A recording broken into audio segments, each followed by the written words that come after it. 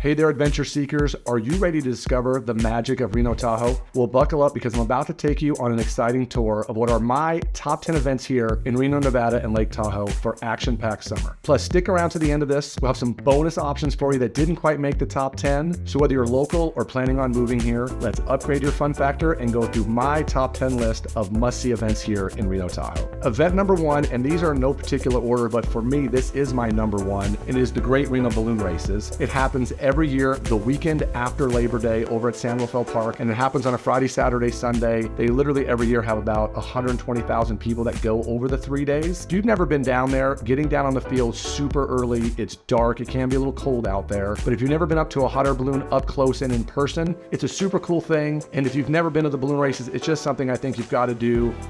So event number 2 is the Reno Rodeo, and I didn't even realize the Reno Rodeo is actually a non-profit event, but it happens every year in June. It's about a 10-day event. They literally get about 140,000 people there. If you're looking for tickets, it's something you need to do in advance, especially if you're looking for the second weekend of the rodeo. There's music, there's a store that they sell all sorts of Western gear in. It's a really fun event to go to, but to me, the best event there is what's called mutton busting. It's where they put little kids and they literally put them in helmets and attach them to a goat and let them go and try to stay on. If you've never seen that, it's pretty damn hilarious, and it's just an event that I think everybody should go to. So event number 3 is Hot August Nights. If you are a car person, this is the event for you. It's always that very first weekend in August. There's all kinds of music and food and of course classic cars, auctions, anything related with cool cars is going on that first week of August. So if you're a car person, you should definitely go and check out Hot August Nights. Event number 4 is the Best in the West Rib Cook-Off. It's not to be confused with the Reno Rib Cook-Off. It's 2 different events. They usually bring in about 24 professional type rib cook-off people, and they literally said they're going to sell off 240,000 pounds of ribs in a weekend, which sounds utterly ridiculous to me, but if you're into that kind of food, and there's always fun at events and music and all that stuff, it's a really good time down there, and the ribs are amazing. So event number 5 is actually 2 events in one, and it is golf. So if you happen to be a huge golf fan, there are 2 big events that come out here. The first one we'll talk about is the Barracuda Golf Championships, which is PGA Tour golfers. It used to be held up at Montreux, and now it's held at Old Greenwood in Truckee, California. It's about 40 minutes away. So if you're looking to see PGA Tour golfers, it always happens in the middle of July. And of course, the one I think that people know even better that's a little more famous is the American Century Championship, which happens up at Edgewood Tahoe Golf Course. It's celebrity. So if you're looking for Michael Jordan, Jerry Rice, Wayne Gretzky, Aaron Rodgers. I mean, it's kind of a who's who of athletes. Charles Barkley is usually up there. It's a really cool event. There's some years we've actually watched it on the 17th hole. It runs right down the beach, and we sat in a boat and watched it, or we've been actually walking around the grounds, and you can actually go up there a couple of days before the event and potentially meet some of your celebrity friends because they are going to be walking around in Tahoe, typically that whole week.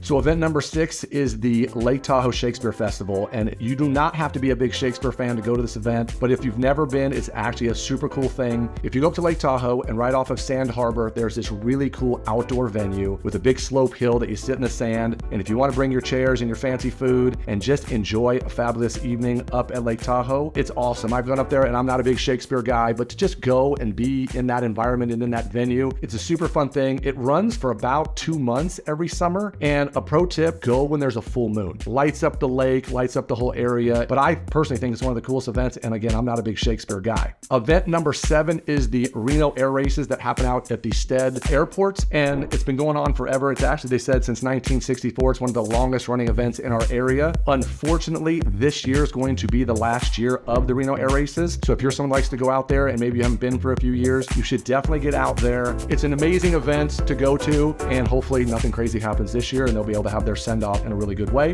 Event number 8, and this is one I've gone to a few times as well when we have kids that are involved in it, but it's called Artown, and it's just basically a month-long thing that goes on all over downtown Reno where there's a lot of outdoor theaters and a lot of just cool events, but Artown literally goes on for a whole month.